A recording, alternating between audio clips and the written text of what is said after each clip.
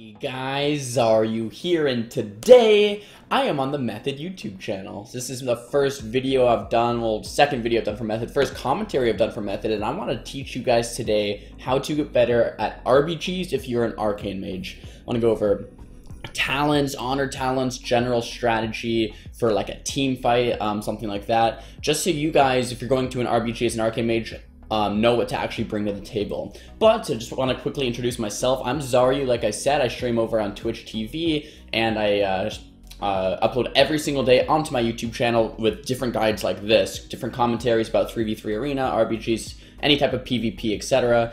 I've been rank 1 the past 8 seasons in a row, I think now. So through MOP and WAD and Legion so far, so that's pretty cool. And yeah, let's jump right into things. Here, let's go over talents first, and then I'll go over honor talents after, and then kind of hop into a game with you guys. So here is amplification. This is the talent that I always run. Arcane missiles, 12% damage per arcane charge. Arcane has 4 different charges once you stack them up with either arcane explosion or arcane blast. You can release the charges to do different things through your arcane barrage usually. You can also stack it up with arcane orb, but when your arcane missiles you know, have extra arcane charges, the arcane missiles are going to do a lot more damage. So amplification is very key to being able to burst down, say, a healer, or, you know, even a DPS when you coordinate it with your RBG target caller. Here we have Shimmer. I just love Shimmer for the extra mobility. In RBGs, it's even more insane. You can blink twice and then blink back, then blink again. If you guys didn't know, Arcane has an ability called Displacement, right? So I can get off my mountain here, blink twice forward, blink back, then blink again. It's pretty freaking fun, pretty awesome. And that type of mobility in RBGs is quite valuable. Here in this third row, in Canner's Flow, Rune of Power, you're just never standing still long enough to actually take use of it. Plus, you have to cast it. Casting is always pretty bad. As you'll see in this upcoming team fight, I do as much as I can to never cast Arcane Blast besides if I'm using Presence of Mind, because you just don't want to get locked out. More than anything, you don't want to get locked out. You want to keep up that high DPS. So in Canner's Flow is the choice here. Resonance. Guys, this spec is amazing. When I first started playing Arcane, when I initially got Legion, and I was like, okay, looking at the talent trees, I was like, Supernova looks really good, Charged Up looks really good, and I was like, Resonance looks meh, but I was so wrong. Resonance is amazing, especially when there's more targets, like in an RBG setting. Resonance, guys, every time you're barraging, you want to barrage with 4 arcane orbs. Every time you launch a arcane barrage with 4 arcane orbs, and there's 4 people around, so it splits onto all 4 people. It does 100% increased damage. That's how you burst as Arcane and RBGs, okay? So a basic rotation is just going to be Arcane Explosion into Arcane Barrages into more Arcane Explosions or an Arcane Orb into another Barrage, back and forth for it's just fat AoE burst, just consistent pressure. It's actually insane. It's so much fun. Here is Chrono Shift. You could maybe go with Ring of Frost on some maps if you want to be a little more specialized. Chrono Shift is just generally very good.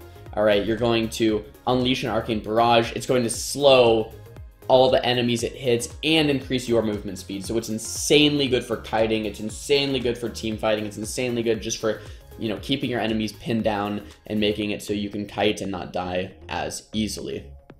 Here, I like to go with Erosion in this 90 talent row. Unstable Magic just doesn't seem like it does enough damage for it to be worth it. It's something that I would consider going, and I've tried Nether Tempest, and the damage from it just seemed pretty awful as well. But once again, it's something I could maybe consider going at some point. But Erosion helps you with your single target damage. When you're Arcane Explosioning or any attack, it's reducing the resistances of all of those targets. So it's just generally good. It's not too specialized, it's just generally good talent. It's what I use for Arena and in RBGs. If you really want to try Unstable Magic or Nether Tempest for a little more cleave, you can, but I definitely don't think it's needed. This Erosion talent, because you're not Arcane Blasting much, and this Erosion talent makes it so your barrage is going to get harder, your Arcane Explosions are going to hit harder, everything is just going to be hitting harder when that Erosion starts stacking up. And for this last talent, Arcane Orb, guys, a lot of people think, it's kind of covered by my camera, but it's right here, overpowered. A lot of people think overpowered is good. This is nerfed to 45% in PvP, not 60%, so it's not the greatest. Temporal Flux isn't very good in PvP because you don't really want to be casting Arcane Blast in the first place. And Arcane Orb is brilliant guys, every time you launch an Arcane Orb in an RPG, you're basically going to get 4 stacks. So when you're bursting, you could do something like Arcane Barrage, or you can pop your Arcane Power, you can do your Arcane Barrage and hit a bunch of targets, right? And then you can Arcane Orb in Presence of Mind, double Arcane Blast, and then Arcane Barrage again. That's insane. That's a lot of burst. Being able to stack up all of your orbs that much is just so much damage. So that kind of covers your talents. I don't think I would change around much from this at all. Let me cover honor talents quickly here. These are a little more simple. I like going Trinket. It's very nice for defending on flag maps. It's very nice to pair with Temporal Shield. Trinket Temp if you are in a stun and you know you're going to take a lot of damage. Very good choice. I would say it's definitely the choice for RPGs. Mind Quickness, 6% haste. Just always want to go with this. Train of Thought doesn't really work. You're going to always be attacked, and Initiations isn't really worth it because in RPGs everything is rotting down anyway. Here is Prismatic Cloak. After you blink, spells have a 100% chance to miss you for 1.5 seconds. So good in RPGs because there's so many spells that you want to avoid.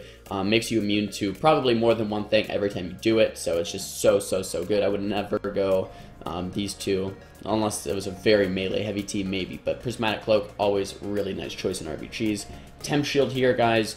Like I said, if you need the Trinket Temp, you know you're going to take a lot of damage. Temp Shield's going to keep you alive. Dampen Magic could maybe be a thing, but I think Temp Shield's so much better for 1v1 situations that you find yourself into in RPGs, ninjaing a node, something like that. By the way, quickly, I didn't really mention, but I'm on Team ABN. We're the highest rated team currently in the US. We have been for the past multiple years. All the RPG tournaments throughout Warlords of Draenor, so Fight Night, Battle of the Atlantic, World Series of RPGs, all of these I won with Team ABN. So any RPG tournament there pretty much ever was, we won. So that's also a little more of my RPG resume if anyone was curious. Anyway, here's Torment the Weak. Increase your damage by 15% on targets afflicted by my slow or any slow. So this is amazing, as you can tell. I can just, I can slow things if they're not already slowed, but usually the target that we're on is slowed, and it's just going to give me 15% increased damage. Like, that's insane. That's so good. And then Mass Invis, amazing with the more players. So all my allies within 40 yards become invisible for 5 seconds. This is normally going to break, so you might think it's kind of bad. But the reason it's good is because it's kind of like a Shadow Meld, or how Shadow Meld used to be.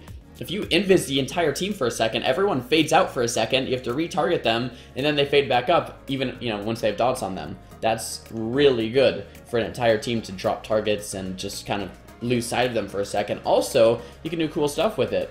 You can sneak in with a partner to a base. You could ninja with it. It's just so good for so many reasons. The potential is, like, endless. So that covers talents and honor talents, guys. Let's jump into a game. Alright guys, jumping into this game, we are running into Battle of Gilneas. I go invisible here. To start it off, we were actually kind of wiped here in this team fight, so we're actually a little bit down in this team fight. Right away, I was trying to get a Mark of Valunith out of stealth. This is actually a good lesson. Casting is usually bad, even when it's Mark of Valunith. What I could have done is just Arcane Orbed right away. I wanted to get a nice burst off in the opener, so I got a Mark of Valunith with my 4 stacks because I Arcane Orb, Arcane Power, double Arcane Blast, and just start spamming out missiles. This missiles damage is going to be pretty hefty. We do get the Pain Suppression onto the Priest, so I can definitely just switch targets here.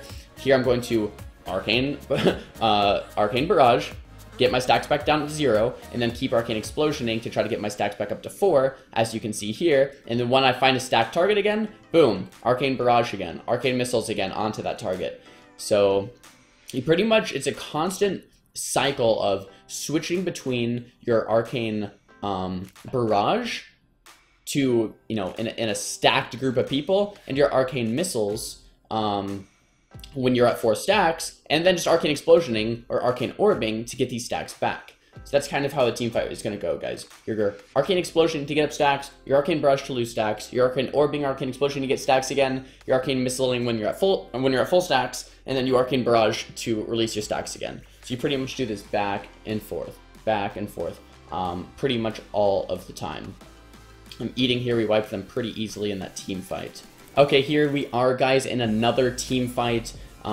They're coming up water side, which is kind of unfortunate because they're not stacked as much. As Arcane in a team fight, you want them as stacked as possible, so like cart map or something like that is just beautiful, but it also works like this. So I'm trying to find the most dense populated, group of enemies, and I want to just spam Arcane Explosion, get those barrages off, spam my arcane explosions, get more barrages off. That's the #1 goal. When I have arcane orb up, like I said, you want to do that. When you have arcane power, presence and mind up, you want to burst with that. But main priority, get 4 stacks, arcane barrage with the most, dense populated group of people, so that it gets, spread to most people, and then rinse and repeat, rinse and repeat. This is how you team fight this arcane, guys. It's not too bad.